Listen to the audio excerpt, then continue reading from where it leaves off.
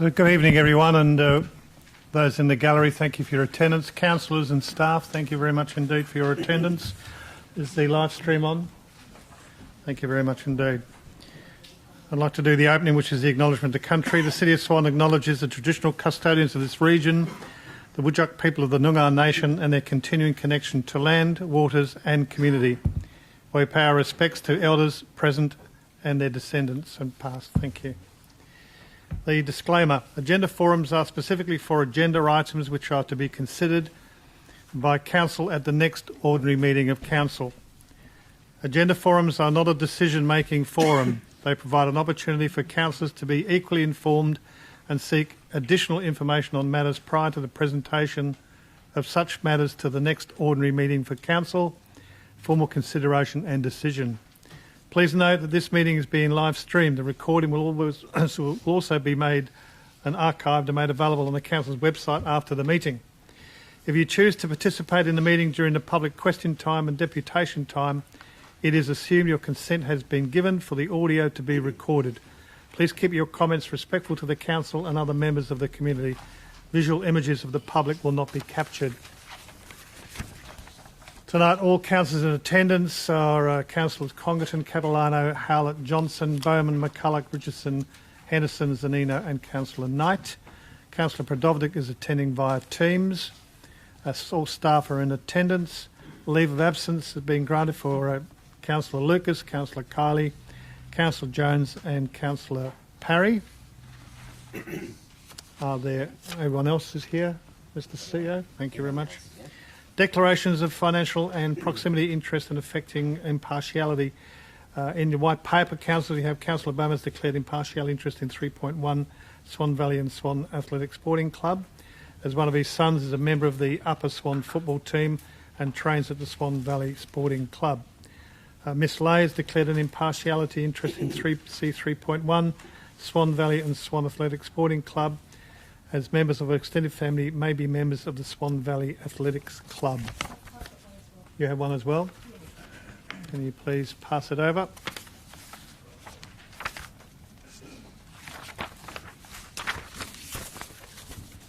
Does anyone else have one?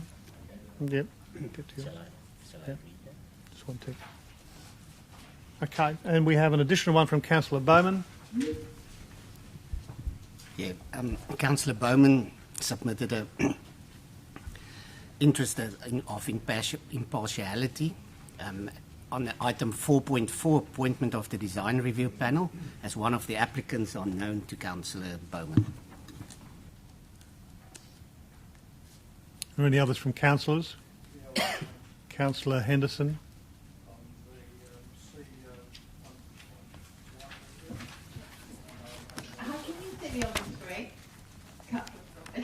No, I can't see you on the screen, I'm sorry. Thank you.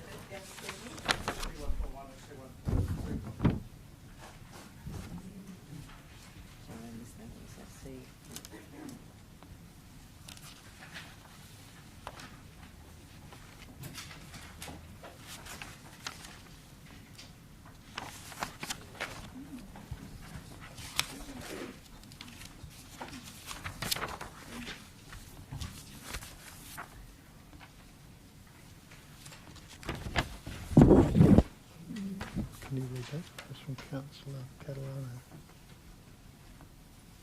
So for local house value, 13.13. Okay. Need to read that one out. Yep, please. Mr. Presiding Member, we also have received from Councillor Catalano now an impartiality interest in item 13.13. That is the local heritage survey, as she's a member of the Midland Society. Okay. So, Councillor, we'll move on to item 5, public question time. Questions relating to reports contained on the agenda. Questions for which due notice has been given. Mr. CEO.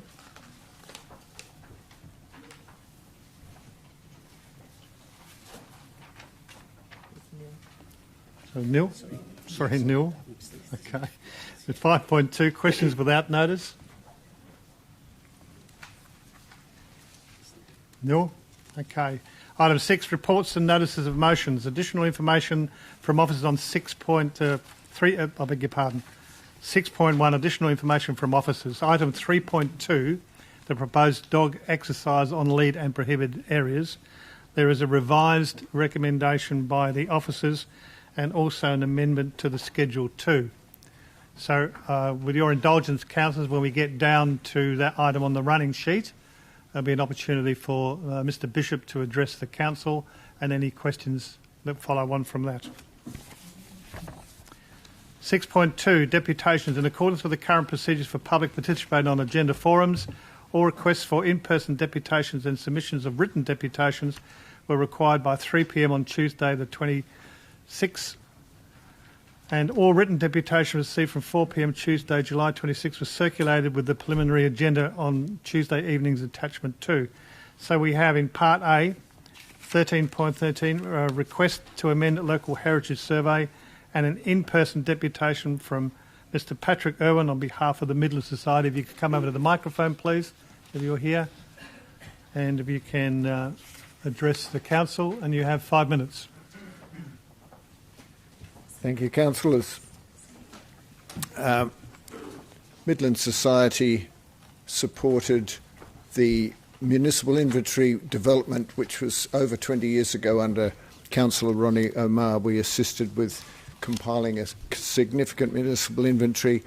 Many of the places on that... Mr Irwin, sorry, can I get you to raise the mic? It's very hard to hear you. Thank you. Many of those places were subsequently omitted under a review, and the petition we presented some years ago was to add 35 or so properties back to the heritage agenda.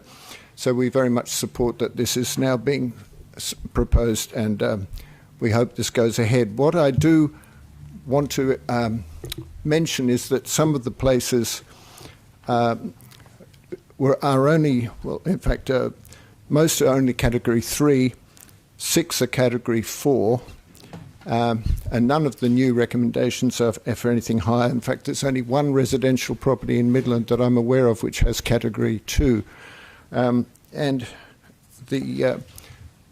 when assessing these places, one of our members has written a book, The Heritage Homes of Midland Junction, which tells the history of these places, which helps present the importance and the story associated with the people living in and building these houses, most of which, the ones mostly we're talking about, are pre-First World War. If you haven't read this, I recommend it. It's subtitled Stories of the Ordinary and the Not So Ordinary, and there's now 2 volumes. This is the first volume, but there's a second volume. And when you look at this, and I think it should be part of the assessment, when you look at the building is only part of the story, and this contains the history, but the buildings themselves are part of the story. And I think when they're assessed, they should be valued with all that. And we would like to see, in some cases, a higher category. And of course, it's worth mentioning that when places have Category 2, they are 50% rate subsidised, so that there's a subsidy, if you like, in rates for the owner. So it takes away that fear that somehow heritage listing is an onus on the owner, which of course is not true. And there's one more thing, one more example, which is a public building, which is the Swan District Senior Citizen Centre. It was built in 1973 using public funds which were raised by the public. So it's got aesthetic value, it's got social value, it's an intact example of late 20th century Perth regional style. And this place too might be reassessed. It currently only has Category 3 management category. Again, if this was looked at more scrupulously, I think you would find it was worth a higher valuation. So I commend the work that council have done on this, and council and staff have done, but I do feel we still have room to improve. So I stress that the city has responsibilities and duties, and under the Heritage Act, and I feel particularly, the Heritage Act 2018. So I urge council to support this good work and keep going with it. The heritage in this town is actually very important, and of course in the general city of Swan and the Swan Valley, it's a very important issue. So I support the motion, I support the officer's recommendation, and I commend the heritage of Midland to council. Thank you. Thank you, Mr. Owen. Any questions of Mr. Owen? Councillor Catalano? Do you think that if these houses were retained, that they could be used together with modern buildings, like within the the sort of block that the houses are on, that they could actually be amalgamated into a new building or somehow? I mean, it's not just. What do you think about that? Well, there's certainly that's one of the principles of conservation of heritage places, is that you revitalise, find a vibrant, effective economic use for them into the future. And an example of that is the Principles, or the what's now the Dome. The Dome, I think, was the schoolrooms for the primary school. It's now a Dome coffee shop. And the Principles was the Principal's house, and it's now effectively a pub, and again, quite successful establishment, but it's got additions at the rear of it, whereas the Dome is effectively the original fabric. The Principals has a substantial glass and steel, or glass and aluminium extension to the rear of it, overlooking the park. So yes, in answer to your question, Councillor, the principle is that places of conservation value can have additions to them. For instance, places that back onto a park, like the Principles. There are places which back onto Midland Oval. They could have the asset value of backing onto Midland Oval to have commercial premises or retail premises facing onto the Oval. So you can have a vibrant future use. So it may not remain as a residential. It may change to, because if it's in an urban location, you might want to move on as they've done. And I think the Principles and the Dome are always good examples to look at. They were done it very effectively. Thank you, Mr. Owen. Any other questions? Councillor Hallett? Thank you, Mr. Owen. I won't stand if that's okay, if you can hear me all right. In your opinion, do you see much of this mid-century Perth architecture around? I mean, it's really quite stark. It's probably not the prettiest buildings when we look back in history, but I suppose what we view as maybe not attractive now might be looked on in the next 20, 30 or 40 years as being quite an impressive building. Yeah, sorry, you're referring to the senior citizens building? Correct, yeah. Well, yes, in regards to mid-century architecture. Mid-century, yeah. Well, in a way, I grew up in eastern states and come from Sydney, and that sort of architecture with clinker brick and exposed timber, and in Sydney that's referred to as the Sydney style, often on sloping sites because the nature of Sydney Harbour very steep, and you often had split levels and this sort of thing. But that sort of style, whereas here it's referred to as Perth Regional. In Sydney it's the Sydney style, and I think they both are part of Australia's architectural heritage. And yes, they're not pre-World War I, but these places have architectural significance. You probably know that the Civic Centre in Perth was due to be demolished because it had a lot of asbestos in it, and the Architects Institute lobbied very hard, petitioned and so forth to save the place. And if you look at it now, it's actually a landmark building of that period. But so that's a heritage building, even though it's of the 60s or 70s. So I take your point. Yes, absolutely. A place does not have to be before the First World War, before the 18th century or something to be of heritage value.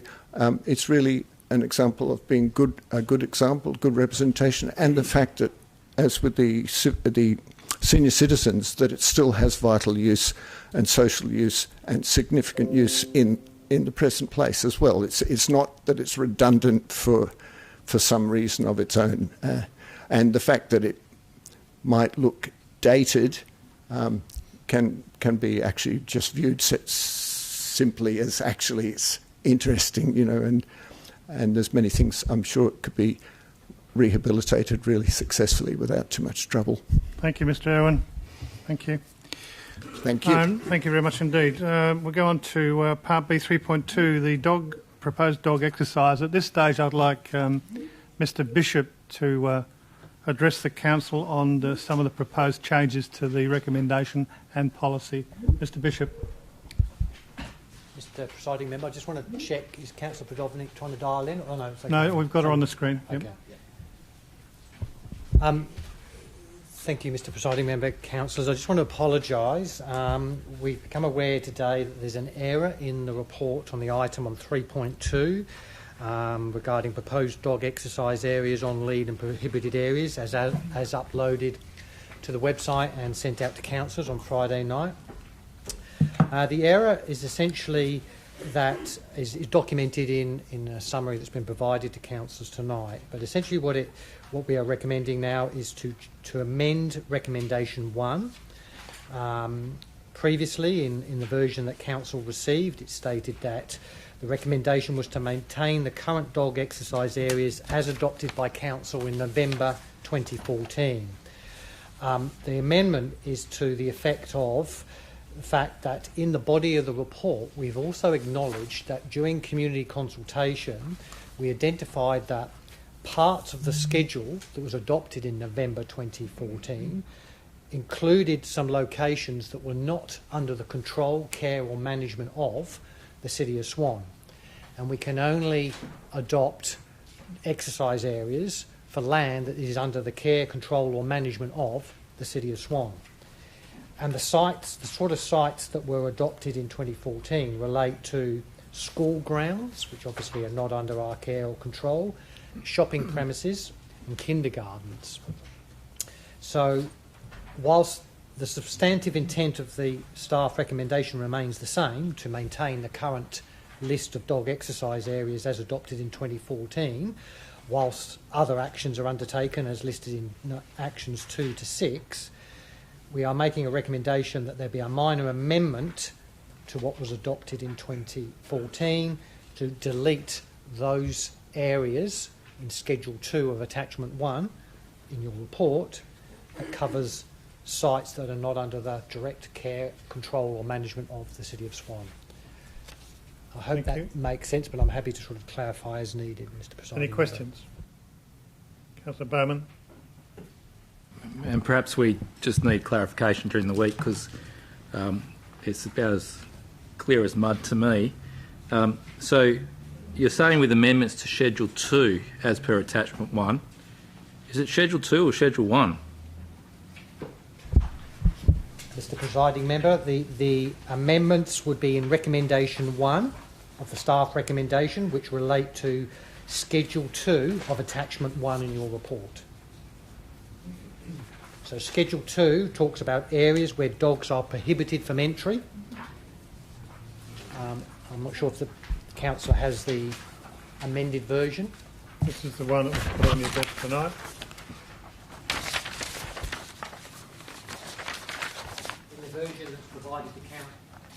In the version that's provided to councillors tonight, we've highlighted the additional wording and where we've deleted the clauses that relate to land which is not under our care or control. So if you have any questions, I suggest that you get hold of Mr. Bishop tomorrow. And Councillor Johnson. Oh. No, I've got you down as asking a question. Please ask away. Yes, you. So just to clarify, I've just checked myself. So Schedule 1 is unchanged. Is that right, Mr. Bishop? That's correct, Mr. Presiding Member. And I'm not the presiding member. So the only changes are to Schedule 2, and really all you've done is just delete 2 and 3 and renumbered. That's The correct, remaining numbers. Mr Presiding Member. We've deleted on Schedule 2, Parts 2, which refers to school grounds being prohibited areas. Essentially, we can take enforcement action, but only if the landowner requests us to take enforcement action. We cannot prescribe it as part of that schedule because we don't have direct control of. Therefore, we are removing Part 2 of Schedule 2, which talks about schools and kindergartens, Part 3, which talks about shopping premises, and in Part 3 we've added, at the end of the sentence, wildlife protection areas, but only those wildlife protection areas which are under our direct control and management of. Right, okay. So if I can just add one more question. So what we're saying is that in Schedule 2, number 2, in effect, we didn't have control of school grounds and kindergartens anyway, so it doesn't really make any difference. And likewise, item 3, we don't have control of shopping premises either, so it doesn't make any difference. And item 3, all you're doing is just clarifying that it's only land that's under our control, so it's nothing really of any great significance. That's correct in our view, Mr Presiding Member. Thank you. Did you have another question, Councillor Bowman? The school grounds, the ovals, that are our ovals that are exclusively used for schools between 9 and 3, the big signs. Have we got ability to control dogs then? Are they considered school ground at that point in time, or are they city ovals? Mr Presiding, if I could just clarify that, Mr Presiding. So are you referring to city land that's provided to schools as school ovals? That have exclusive use during school. If it's city land, we would still be able to prescribe those areas. Okay. Councillor Catalano.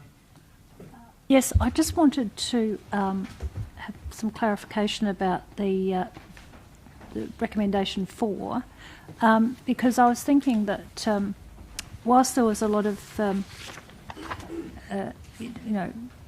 submissions for things to stay the same, there's also quite a lot of people who are frightened of dogs running around without a lead. So I just wondered with number 4, does that mean that if there was enough complaints about a particular oval or park, that there would be the chance for the area to be made dogs on leads only, when now it's dogs off leads?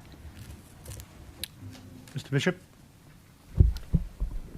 Mr Presiding Member, again, if I can just clarify, are we referring to the recommendation 4 of the staff recommendation, which is review park signage for improvements and consistency?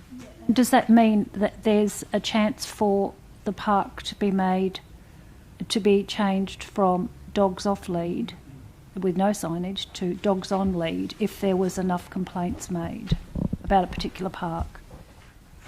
Mr Presiding Member, that recommendation 4 is not about changing so much the parks. That will be covered as part of the consultation process, where we look to engage with where we've got feedback that there are conflicts in some parks. We would look to engage directly with the community around such parks on any proposed amendments to any of those parks.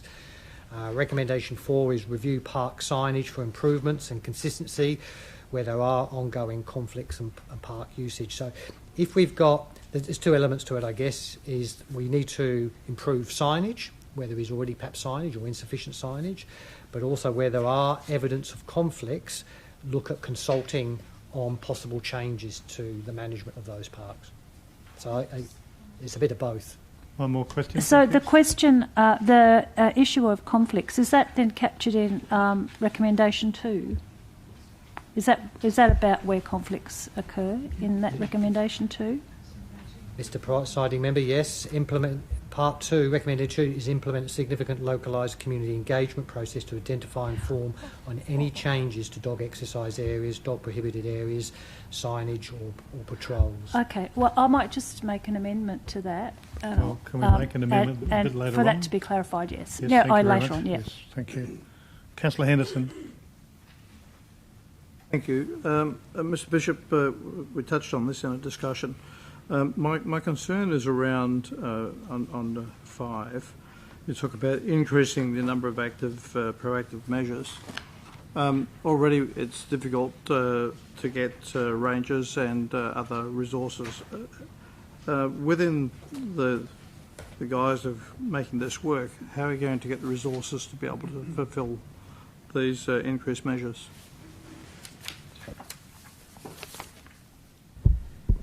Mr. Presiding Member, yes, that's correct. We are proposing to look to improve how we do dog patrols.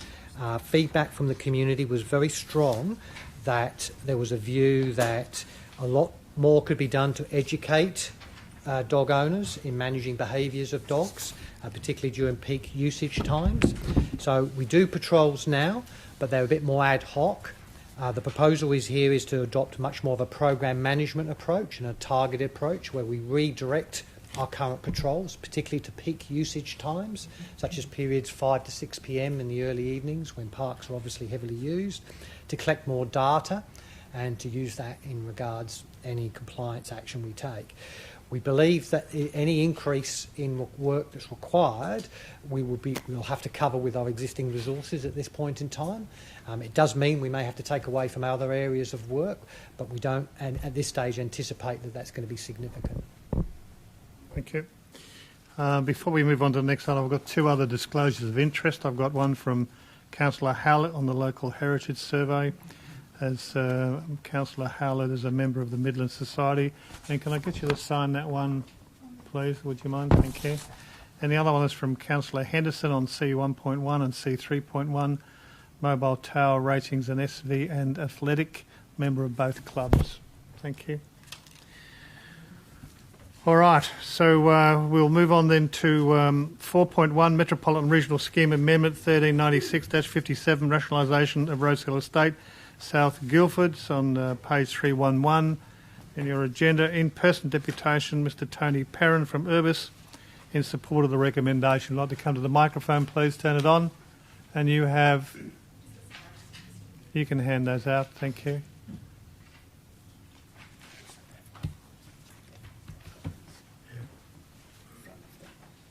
You have 5 minutes, Mr Perrin. Turn your mic on. Thank you. Good evening, councillors, and thank you for the opportunity to present this evening.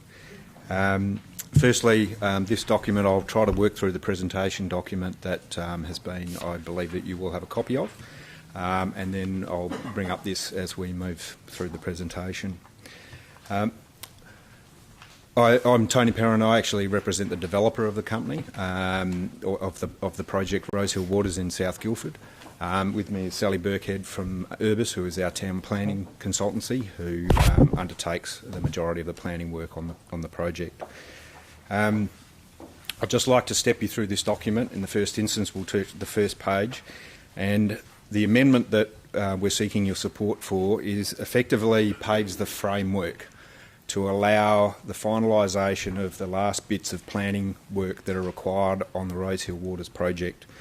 And at the same time to form clarity around what the vision for the Rosehill Lodge building will be, which forms part of this final stage of development for the project. All of these elements are critical elements because they help provide clarity for investment. And the strategy we have and the vision we see for the Rosehill Lodge precinct will require some significant investment, and it's important for investors of that, restaurateurs and the like, to have a clarity of what's going to be around them and how the place will sit in the environment long term. If I could ask you to move to the second page.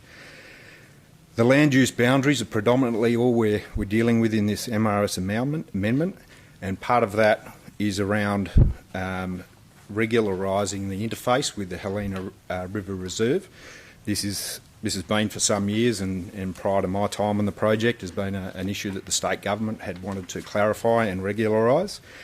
And at the same time, a portion of land just above the West Parade in the middle there, previously that went through a process seeking approval for retail development. Unfortunately, the Minister for Planning basically cancelled that amendment, so that land was effectively, and that opportunity was gone.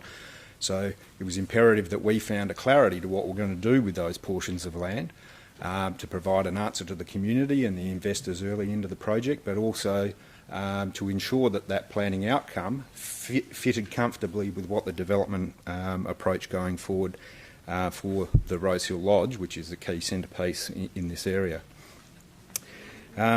Generally, the land that we're talking about within this amendment is largely vacant, and there's some images there that give you a sense of what it is. It's a car park presently associated with the old use of the golf course, and certain sections of land are really they're covered in rubbish. They're covered in soil stockpiles, which were associated with the original earthworks process that commenced many years ago on the project. Yes, there are some fantastic sections of trees, and a key part to our approach to this has been to ensure that we protect those and ensure that they continue and are fostered and are a centrepiece of the development. And if we can just move to the next plan, I'll talk to the concept plan. It was important for us, rather than just putting forward, there's a couple of changes we want to make around land use. It's imperative that there is some clarity for everyone to understand what that means and why we're doing it. And the key objectives that we started with in terms of developing the plan were all about ensuring an interface with our neighbours was an appropriate solution, and it had been respected in all instances. We had a road crossing the creek line, or crossing the creek line to the north of West Parade. We didn't feel that was right. That was what the current LDP says, but we didn't believe that was a good outcome. It's definitely not a good outcome for native wildlife, introducing further roads into these elements. And there was no real need, in our view, to have it. At the same time, we needed to find complementary land uses that would sit around the Rosehill Lodge precinct. And we believe that residential was a far better fit for that than retail. We're also very conscious of traffic speeds along West Parade. A lot of people use it as a cut-through road, and there's not a lot of management of speed there. So that was a key element that sat in our minds when we were planning this land. But ultimately, that helped craft a vision, and it crafted a process where we can see how the finalisation of the land can sit in a balanced and Mr. appropriate Perrin, way. sorry, you're allocated 5 minutes for your deputation tonight. You've already hit the 5-minute Have mark. I? Sorry. So no, that's fine. But I think all councillors got the documentation that was sent through earlier to you. I'll give you another couple of minutes if you can wrap up in those couple of minutes. Thanks. Not a problem. Thank you. The next plan obviously circles around tree management, and we spent a lot of time analysing where trees are on the site and ensuring that in all instances we could try to maintain as many of the trees of significant value as possible. To the point also where our replanting initiatives significantly increase the volume of trees that will be in this environment in the future. Over the rezoning land that we're talking about for residential, that'll be almost 7 times the amount of trees that are there at the moment by the time we finish. The final thing I'll talk you to, and I'll ask you to move to the very final slide, which is that one there, was because we knew we needed to talk to the community and everyone around it, we went to a lot of trouble to ensure that we provided clarity to exactly what this is all about. We have prepared this document. We have issued this document to almost 1,700 residences by hand into their letterboxes in South Guildford. We tried to explain what it's all about in here and give them a clarity to why we've done what we've done and why we've planned the project the way we see it. I undertook question and answer sessions on Sunday afternoons for 4 consecutive weeks and invited the community to come in. We did this via our website, we did this via our Facebook page to ensure that people had the opportunity. We've invited them to comment in exactly the same way at the state government level and also to provide their feedback to ourselves, and we've had a really strong and positive response to those so far. The final thing was I also had the opportunity to meet with all of our 3 ward councillors on the land and talk them through exactly what the proposition was all about in advance of this process occurring as well, so that they were well aware. Our agenda has been to ensure that when people get the opportunity to comment on this thing from the very first instance, they have as much clarity as to what the proposition is about and what it will be in reality on the ground for them later on in life. Okay. Thank you. Thank you very much. Any questions of Mr. Perrin? Question, Councillor Catalano. Thank you. So, do you know when this was advertised to the public? This commenced, I believe, back in 16th of July or June, and I believe it closes on the 19th of August. Oh, it's still open, is it? Yes, it is.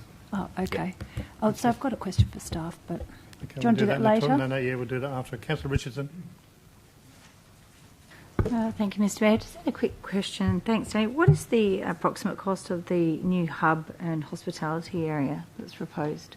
The cost of the actual of the buildings, which all of it. No, that particular building and area there. That building, our belief is, well, we know, we're not going to give you a couple of things. I know for a fact the existing Rosehill Lodge will require about $750,000 worth of investment to bring it up to what will be a long-term cafe, gallery, and to repair a number of the issues associated with the roof and the white ants and all the other issues that are there. The extra two buildings that are there, I think we're in the order of $1.2 to $1.5 million per building. And that doesn't include all of the out the car parking areas and the general surrounds. Okay. Now, they are very highly, we have not costed this in any way, detail in any way at all, but based on the scale of the facilities, they're new, but they're single story, but they're not necessarily overly large either. Okay. And was there any feedback from the community regarding the cafe and the hub? Whether it was something that they wanted incorporated or...? Well, I guess when we've looked at this, we've always known that there was a general thought that there was support for something in that location. But was it actually fed back from the community sessions, or you have feedback? Through this process, there's a lot of people who've said, fantastic, love the cafe, love the tavern. But was it put out in a survey in any way to the community to find out whether they wanted it and it was supported, or just general feedback's been given? General feedback. And feedback from the initial retail issues that have been there from but the not original... the community, though. It was never put out. Yeah. Well, the residents of the project who were there, and also a number of people who are living in the next door areas, as well as provided a lot of verbal comment as to what should be there and their views over the course of time. So there's no, we can't get any, you can't see any of the feedback, though, from the community for that. It's all verbal. You're saying it was verbal communication. Well, we've received some feedback in this latest process. But was there a form that went We've got out a register. to the community? We have, yes, of our recent feedback. But we've been trying to convince everyone to make sure that they provide that feedback to the state government as part of that advertising process, because that's what's more important, is that they get the opportunity to comment straight through there. But no questionnaire went out to the community as such? No. Okay. Thanks. Okay, Okay, you got a question of staff or Mr. Perrin? Okay. So the cafe and the restaurant, are these actually going to happen? They are going to happen, or are they just ideas, concepts? I guess at the moment it's a concept based on planning outcomes that need to occur for this to be able to be put in place. Okay, so what's actually going to happen is there's going to be housing put there. That's definitely going to happen, but the rest of it depends. On the lodge, are you talking about the lodge section of land? Well, I'm sort of talking, the lodge section, but there's quite a large section of land that's going to be turned into housing. So I just wondered, what's that area that you were talking about with the cafe, and is it actually going to happen? I guess we would like it to happen. Okay. I can't guarantee the future in any way, but the agenda would, from our point of view, is to take that forward and then take the proposition out and find people who are going to invest in building the facility and making and delivering on that promise. So the other question then that comes from that is, you're not proposing to set up or build or convert any of the buildings to a tavern or a cafe, you're going to wait for somebody to come along and say that's a proposition, we'll actually do it ourselves. No, that's not necessarily the owner of the land, and I'm not the owner of the land. Yeah. I just act for the owner of the land. Yeah. Is supportive of trying to find a operator and an outcome that will invest and build and own that asset, obviously going forward. Now, that may well be the owner of the land at the moment, may be a portionate owner in that. There might be the whole owner in that. That depends on a whole range of execution strategies for investing in that. Okay, so that's. But I don't know the sure. answers to that. I don't have it. There is no. The step one is to sort of get the Okay. outcome So in place. definitely what we can say is this is basically a housing, it's an estate for housing. That's what we're actually looking at approving here. No. No?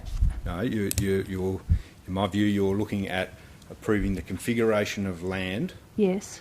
with uses that sit in there in a format based on, well, roads go here and generally things are going around here and the adjustments of property are going to occur like this because it's part of a bigger plan for the future, which still has to be indoctrinated into an LDP for execution and a whole range of other things. So this is really just agreeing the land configuration elements.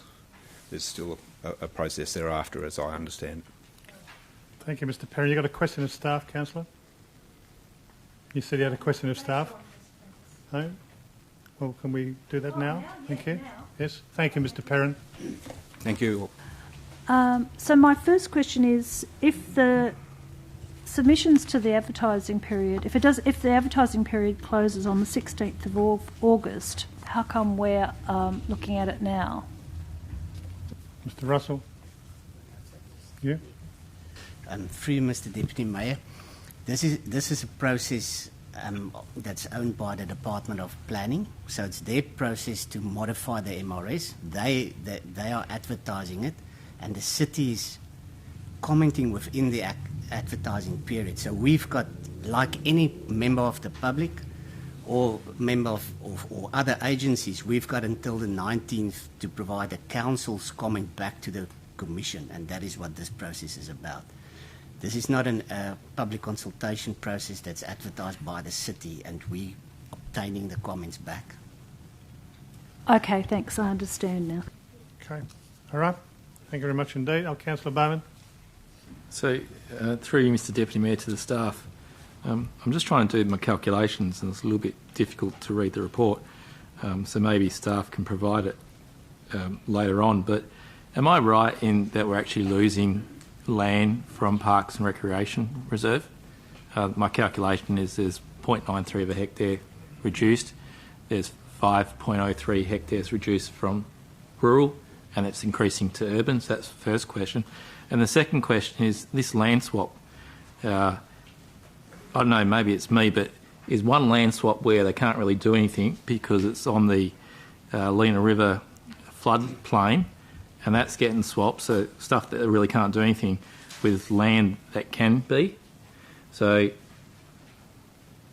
again, I'm not interested in is it fair or that's a state government issue, but my concern would be, are we losing parks and recreational space in this proposal? Mr. Vanderlyn. Mr. Deputy Mayor, I think in terms of the calculations, I haven't checked it in that regard, but just looking at the maps itself, it's probably you are correct in terms of losing some land to the Parks and Recreation. But what this reflects is a refinement of the Parks and Recreation. So the developers had the option, or the opportunity to look at through the structure planning and work that's been done to refine the design on there.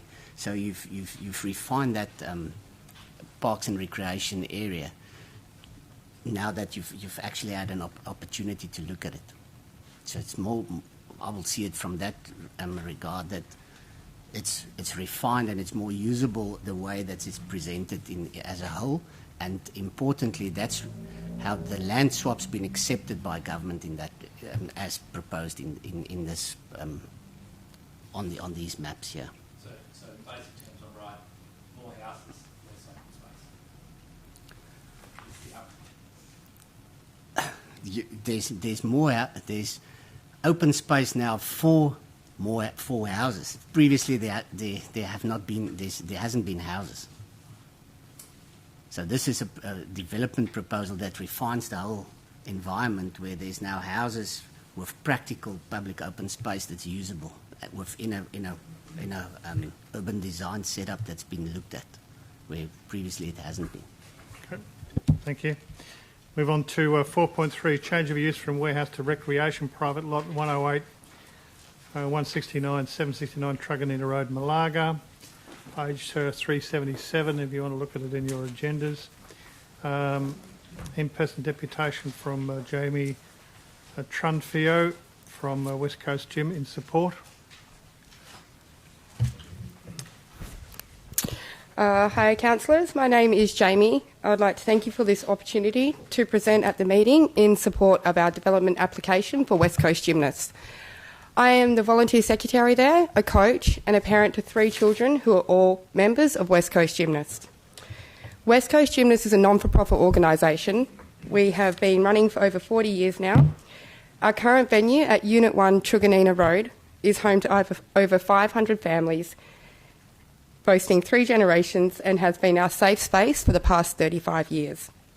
Through the sport of gymnastics, children as young as 18 months come to the club to learn how to move their bodies in space, improve their physical literacy, and generally just be a part of a community that has an holistic approach to development. Regular participation in gymnastics equips children with the skills to better handle life's physical and emotional challenges. Regardless of ability, we provide opportunities for children and adults to participate in this amazing sport.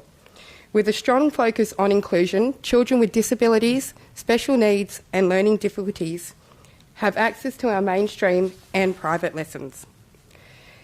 Being able to expand our venue into Unit 7 will give us an opportunity to further develop our young community, keep kids active, off the streets and learning to be healthy and respectful members of society. Research has shown that an active child often becomes an active adolescent, who in turn becomes an active adult, resulting in happier and healthier communities, lower crime rates and overall good role models. Providing gymnastics programs to all ages and all abilities, as previously mentioned, boasting 3 generations at the club, also provides opportunities for career development and work experience as our athletes age. Over the past 40 years, many of our athletes have gone on to become coaches, and their children are now athletes, some members having been with the club for over 30 years now. As we know, the benefits of gymnastics are not just for children. There are plans to include a program called Fitter for Life. Fitter for Life will provide older adults with a fun and social opportunity that aims to improve mobility, strength and coordination. This program will help improve individuals' ability to do simple things such as walking up and down stairs, hanging out washing, bending down or reaching into cupboards. We plan to also improve the facilities at the Unit 1 site, thanks to an amazing $20,000 pledge from Dr. Anne Alley, our member for Cowan, who frequently visits our club and has done so for many years. A few years back, Anne provided us with a $15,000 grant to upgrade our trampoline area, which we're forever grateful for.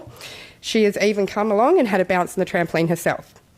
We are super excited to have her support again in 2022 and look forward to an amazing bathroom facility upgrade soon, making our gymnastics club an even better and safe space for members, young and old. On behalf of the club, we would like to thank the City for their time in reviewing our development application and would like to accept the recommendations put forward. We do not feel that there are any significant issues at present and base this fact on our current stance that we have been operating at the complex for over 35 years without incident. With a focus on child safety both inside and outside the buildings, we are confident that our car park safety policy will more than adequately be able to provide a safe space for children to come and go. With additional signage, speed limit signs and, if necessary, a traffic warden at peak drop-off times, traffic is not likely to be an issue on Truganina Road.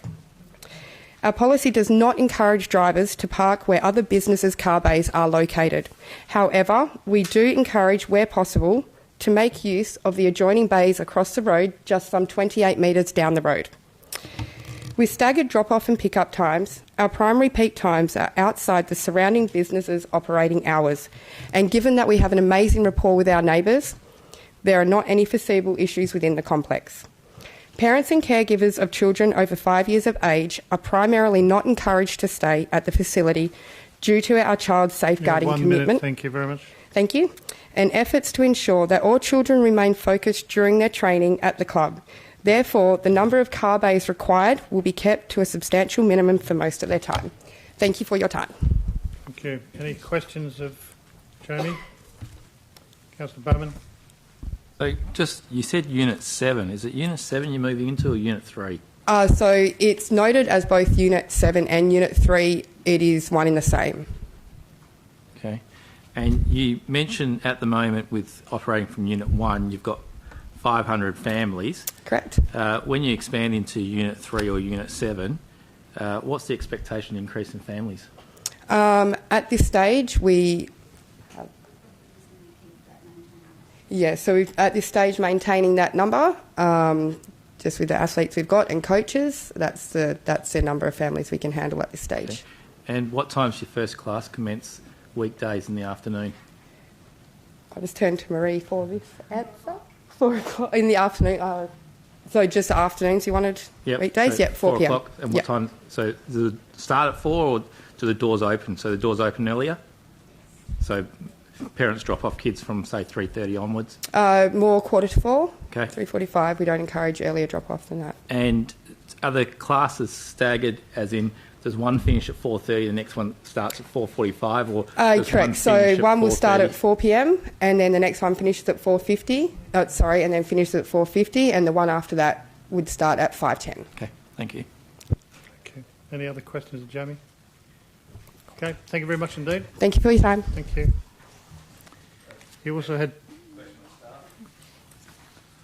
Yep, Councillor Bowman. Through you, Mr Deputy Mayor, in the officer's recommendation, they talk about 20 patrons, 75 patrons and 70 patrons.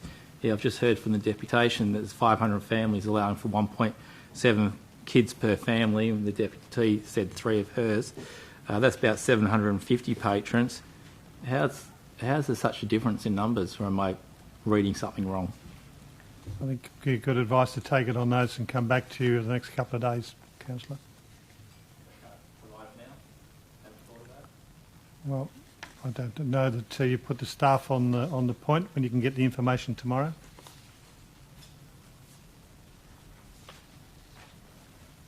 You have 2 written deputations each from Charlene Harworth and Wendy Logue.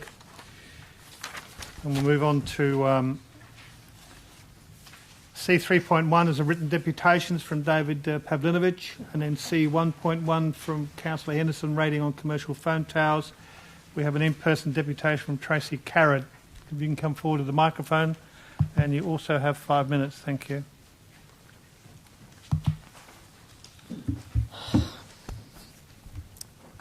Good evening. Thank you for taking the time to listen to me today in regards to item C1.1. Firstly, as you're aware, my name is Tracy. I've been involved with the Swan Valley Sporting Club since I was 13 years old. I may look old now, I'm about 32 years of age. Firstly, I'd like to say thank you to the Shire and to Rod Henderson for your support and funding to our local sporting club over the last years.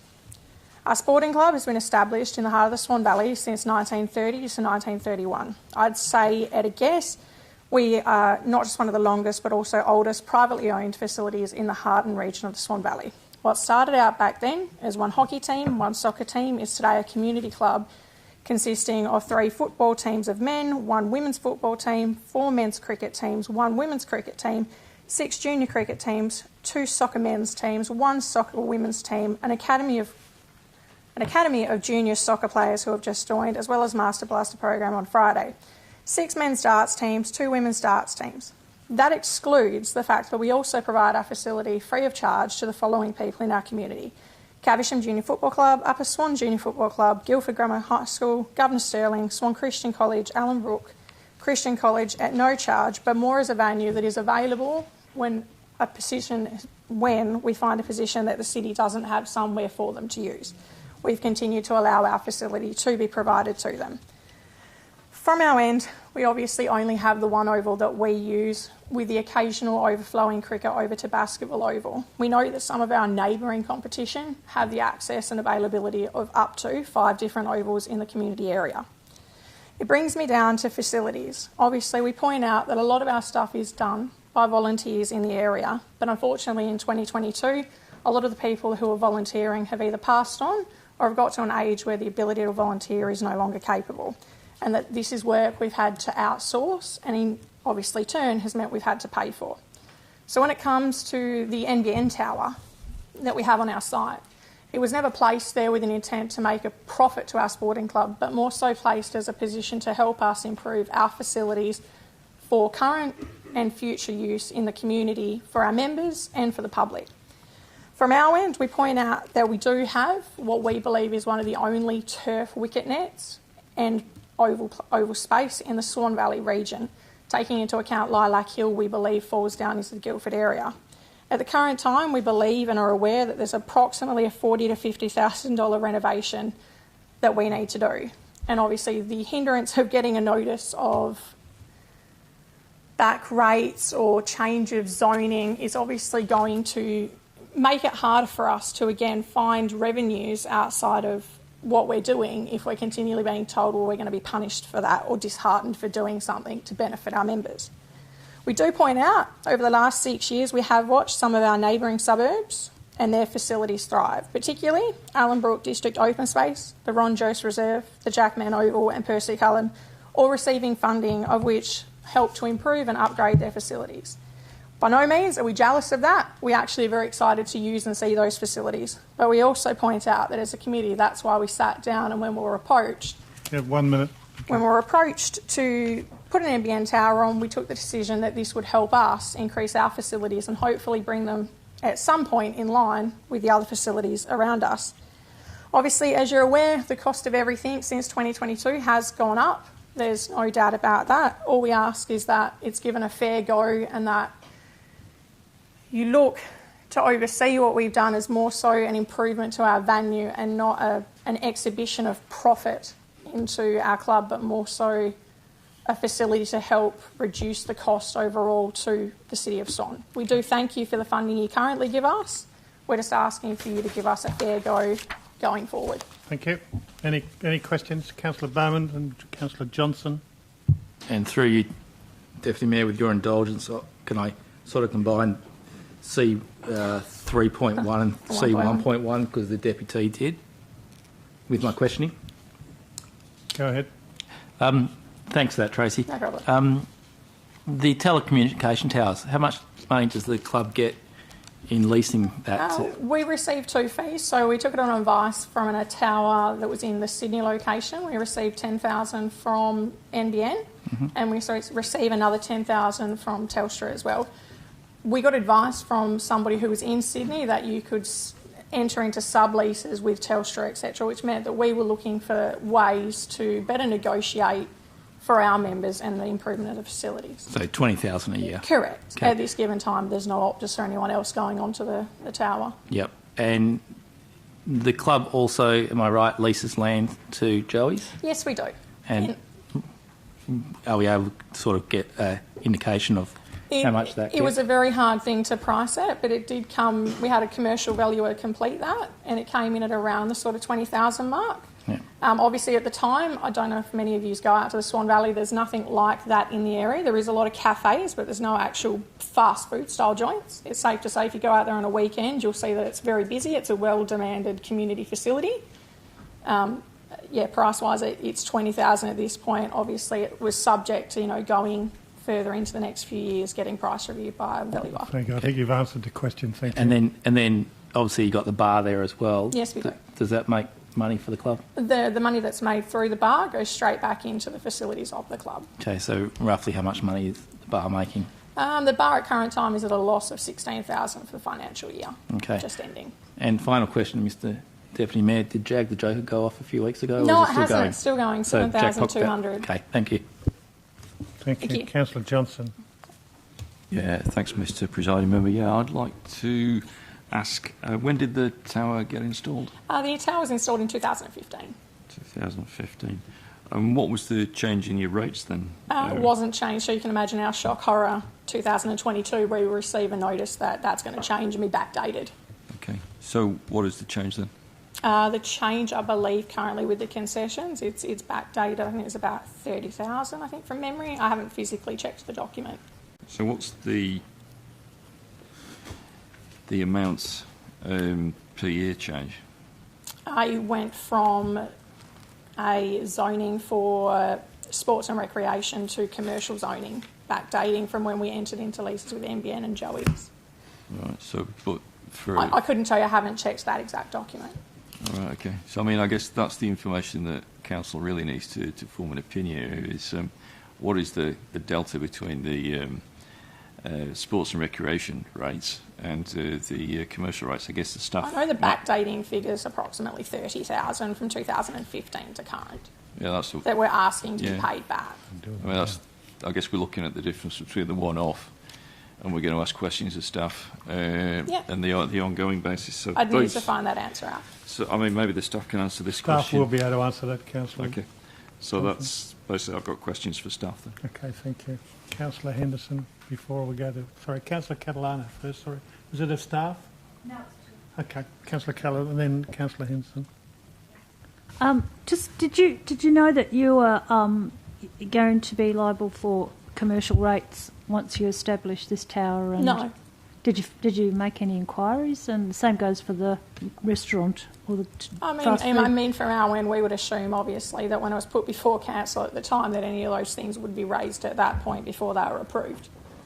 Oh, so they didn't mention it at No. the time. Okay. And the same goes for the fast food Same goes for the outlet? fast food, yes. Yeah, okay. So, I mean, but... Councillor, can I remind you, we're talking about the phone tower, not anything else? Okay, but it was just raised, though, so... I know, but it's about the phone tower. Okay. Thank you. All right. Councillor Henderson. Thank you, Deputy Mayor. I wanted to just make it clear that the Joey's restaurant is a separate entity and it's... Councillor, if I can just remind you, it's about the tower we're talking about. Thank you. And that's what I wanted to clarify. It's a separate matter.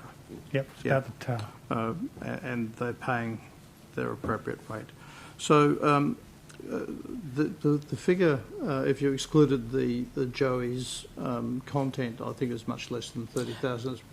I believe so. I'd have to check the document with the committee. I think Councillor, Miss Lay will probably have the answer to these if we can... Yeah. Thank you very much. No problem.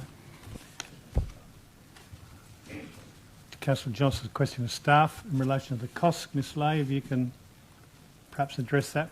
We might clear up your question too, Councillor Bowman. Thank you, Mr. Deputy Mayor. The rates that were issued for the two phone towers included the current year they were issued and they were backdated an additional 3 financial. Put your microphone on, please. Press the button. I think it is. Oh, we all on something? Oh, the handheld.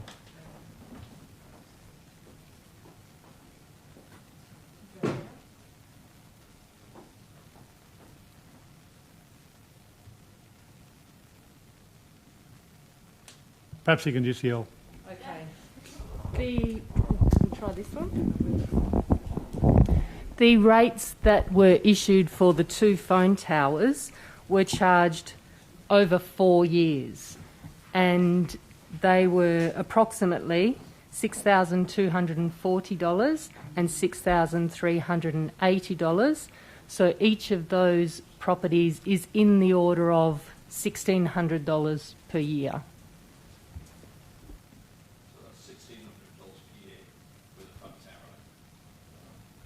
That's correct. What was it approximately without the phone tower?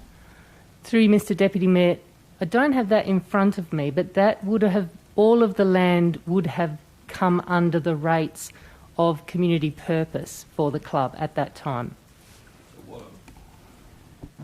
What I'm trying to establish is what is the delta here that the club is paying it? It sounds like it can't be that much. So what would the rates be today if there were no phone towers? It sounds like there's 2 phone towers. I thought there was only one. Ms Lay, I suggest you take it on notice and provide the information to all councillors tomorrow. I will do that, Mr Deputy Mayor. Thank you very much. Thank you. Sorry, I've got Councillor Bowman before yourself. Thank you, Councillor Bowman. Councillor Henderson. Just like if I can get that information about the delta, but on the number of square metres as opposed to the entire lot. Okay. Councillor Bowman. Sort of continues on my questioning. So the rates for the phone tower, the change, is that only on it's normally a 15 by 15 metre parcel of land. I think it's even smaller there. And the rest of the oval and everything else is still being rated as community purpose? It's correct, Mr Deputy Mayor. Okay. All right. Well, that's the end of the deputation. Thank you very much indeed for your attendance and your deputation. Thank you. All right. We can move to the big A3 running sheet, please, if we can. So I have 1313. There is currently anyone wish to withdraw, amend or otherwise? No. 1314. Councillor Predovnik's already withdrawn that. I'm not sure whether it's for an amendment. 2.1, as Councillor Bowman's withdrawn for debate, it says here. I will be actually withdrawing it for a proposed Amendment? alternative, but I've got questions as well. Can I ask those questions to staff now? Yes, please. Okay. So I asked a question about some of our payments, and 042528, it was 15,000 to Ellenbrook Secondary College P&C for a multicultural event. How does that fit into the current policy? Ms Lay? Mark? Mr Presiding Member, I think I'd have to take that on notice. Can I just get the details again, or can you repeat the question, please? It's 042528, it's 15,000 Ellenbrook Secondary College P&C multicultural event. It was the question I asked about the payments in this current agenda as well. But I wanted to know how that actually works with this policy and who would have actually in the organisation approved that. Okay. Mr Presiding Member, my colleagues just advised that would be under the Swan Community Funding Scheme, which is one of the streams that's referenced in the policy. And then my next question, where in the policy does it talk about when you, and I asked this at the briefing, they put in an application for doing X, Y and Z but only do an X, Y. Do we ask for the Z back or do they just let it slide? Because I do know of examples where they haven't provided that and yet the money hasn't come back. So again, about accountability, but I can't find in the policy where that would cover. Mr Presiding Member, there's already the Swan Community Funding Scheme, which has acquittal requirements. So those matters are dealt with during acquittal. The proposed policy here also references the importance of the acquittal process for grants. So my next question, Mr Deputy Mayor, would a framework that has all that information in one area be much easier for all involved as opposed to having it all over the place? And I note the staff in the report talk about making a decision that was best to have it all in one policy. Mr CEO, is it through to you, Mark? Can you answer that? I'll take it on notice. I'm happy, Mr Presiding Member, I'm happy to try and answer that question. The driver for this policy came from two perspectives. First of all, an audit report from a number of years ago where the auditor recommended that we have an overarching policy and framework around grant funding. At the same time, we also had feedback from customers and councillors regarding the need to simplify some of our grant application processes and how we operationally support people apply for grants. A lot of that's been dealt with operationally. A decision has been, the staff recommendation is to combine policy and framework in the one document, simply to provide a one-stop shop to guide staff in their decision making. My next question is, the City of Swan delegations are pretty low compared to other local governments in a lot of things. Yet here, and although I've been told it's not a delegation, they're exceptionally high compared to comparable local governments. For example, quote Joondalup and Wanneroo, where any grant funding over $10,000 comes to council. Why are we so liberal in this area as opposed to our delegations where we are so low? Have we got a great policy and process that covers all that? Mr. Bishop. Mr. Presiding Member, part of the aim here is to make it easier and more effective to allocate grant funding. It's correct. This is not a delegation. It's a threshold that's in the policy.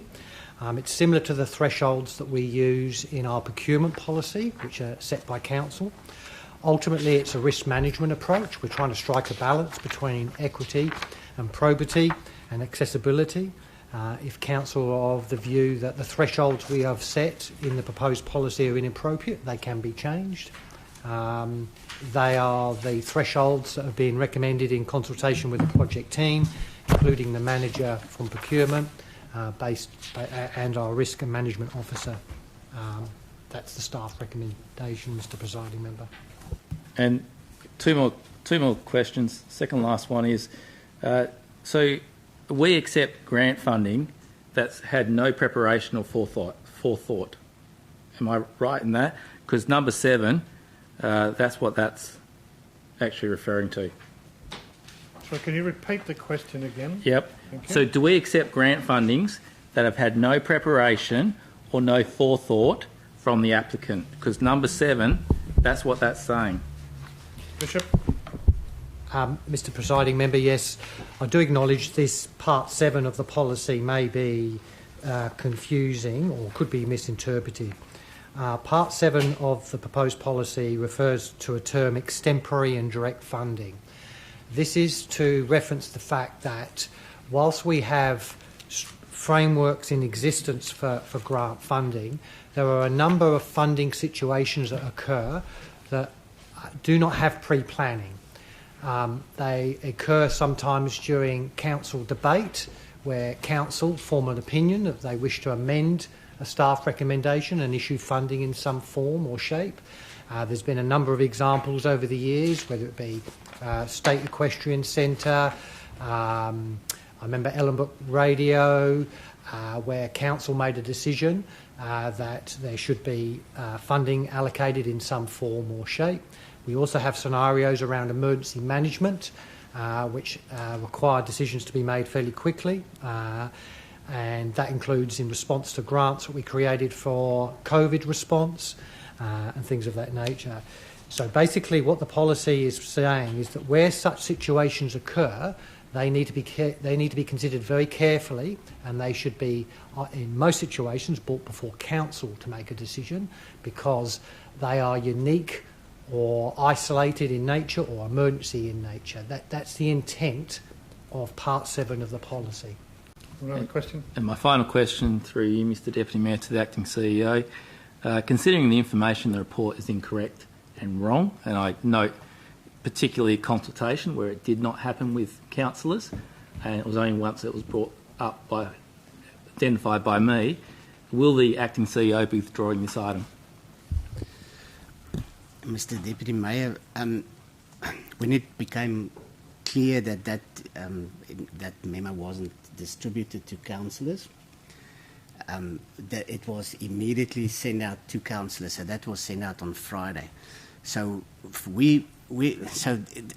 an error in the although it's an error in the report, the information have now been circulated to councillors and is available for the week until the council meeting. So on that basis, at this stage, I haven't decided to withdraw it. I believe there's enough time for councillors to consider that information before the council meeting. Wasn't the draft policy supposed to have council feedback first? And yet now the first time we see it is in this agenda without any council feedback. Councillor, you have the opportunity to defer the item for it to come back to officers to have a look at it. So I suggest that is the process you might want to take up, and not ask the Acting CEO if he's going to withdraw the item. It's open to you to defer it. Councillor Johnson. Oh, thank you, Mr. Presiding Member. Yeah, my question relates to something that Councillor Bowman mentioned. There was a mention of a particular grant to an organisation in a suburb, but I can't see that in the report. Is it in the report somewhere through you, Mr. Presiding Member, to either Councillor Bowman or the CEO? Well, I don't know what you're talking about. Councillor List of payments. Okay, so you're referring to something different. It's just an example. Yeah. Okay, so it's not part of this report. Thank you. It's a grant fund. Sorry, can we address things through the chair rather than cross-benching? Councillor, have you finished? Finished. I'll just verifying that it's not in the report, so that I understand is the answer. Okay. Mr. Deputy Mayor, I may be able to clarify that.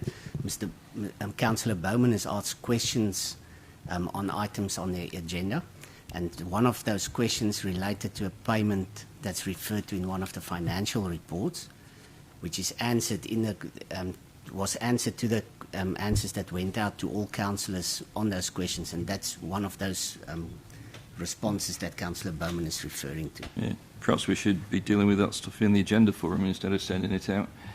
Can we do that in future? You know, we did. I mean, I guess I need to address this to you, Mr. Presiding Member. Surely, if this is an agenda forum, all information should be presented in the meeting, in a report or discussed by councillors. Well, as I've said before, and you heard me say, one moment, Councillor, please, I can see your hands up. To Councillor Bowman, if you wish to defer the item to bring it back to another time, that's the opportunity you have to do that. Councillor Catalano. Yes, I wish to defer it. Thank you. You've already deferred it, have you? been done, yes. All right, so we'll continue down the big A4 white page 3.1, women's wellness. I've already got Councillor Bowman down here. Amendment, what are you doing with that, Councillor? So it'll be an amendment. 3.2, proposed dog exercise. You're down again. Is it for an amendment? Yes, but I'll take on board with a couple other councillors. Well, can you all work together? Thank you. 4.1, Metropolitan Regional Scheme, Rosehill Estate. You want to withdraw it for the purpose of? You're not sure yet? No. I'll write down not sure yet. Thank you. Thank you, pleasure. 4.2, consideration of submissions for Clayton Street. No. 4.3, change of use from warehouse to recreation, Truganina Road. No. 4.4. Yeah. Sorry, I didn't get my hard copy with all the names on it that we were going to get relating to this. Was that handed out? Oh, that's all right. I mean, just if you could just send it to me Yeah, so that I can read it. There was a handout for Did I tonight miss in that? an A3. It must still sitting in a briefcase. Oh, with that's you, all but right. yes, That's good. I understand. Yeah, like me, it's, I couldn't read it, that well. even with my glasses on. Thanks, Yeah, I couldn't read it well with my Where's Wally glasses on. So, can we? So that we'll circulate it. You'll circulate it. Okay. All right. So you'll have that. Are you going to send it out Yes. on the internet? Tomorrow, yes. Email. They might have to do it in two parts, so it's bigger. That's okay. That's All right. good. Thank you for that. All right. Question? So my question is to staff, and I've already spoken to them. Obviously, the terms of reference now know what they are. Councillors. So just be mindful it's confidential too. Yep, So be yep. careful where you Won't tread mention. there. Thank Won't you. mention anything. Councillors said they want 10. Obviously, it seemed like it was a fairly easy choice for staff. They knocked off 2 because they were down there. They got 10. I've been told they meet the criteria, but are they good enough to be on there? And the reason I ask is the reason we knocked off 2 is very similar reasons provided for other applicants, yet we haven't knocked them off. And so if we haven't got the further information and we appoint 1, 3, 4, 5, 6, 7, 8, 10, 11, what happens then when we go back to, say, 4 and 5?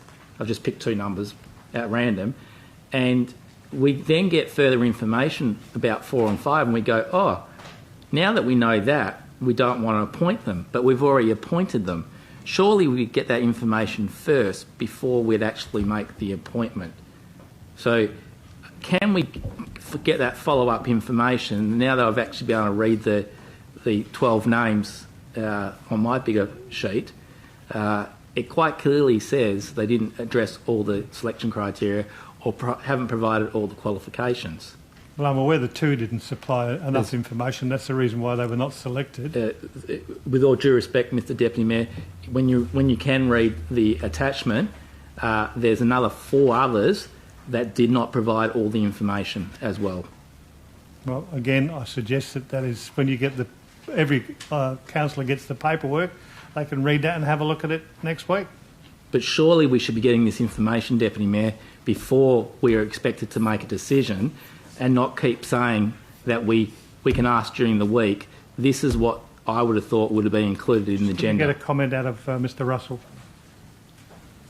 Thank you, Mr Deputy Mayor. If it suits the council, as it seems it might, I can ensure that all of those applicants that have indicated that they are prepared to provide the bona fides on request, I will request them all to so provide it and include those as further attachments before next week, so the council can then choose all of the candidates for selection and narrow 12 to 10 with all of the available information.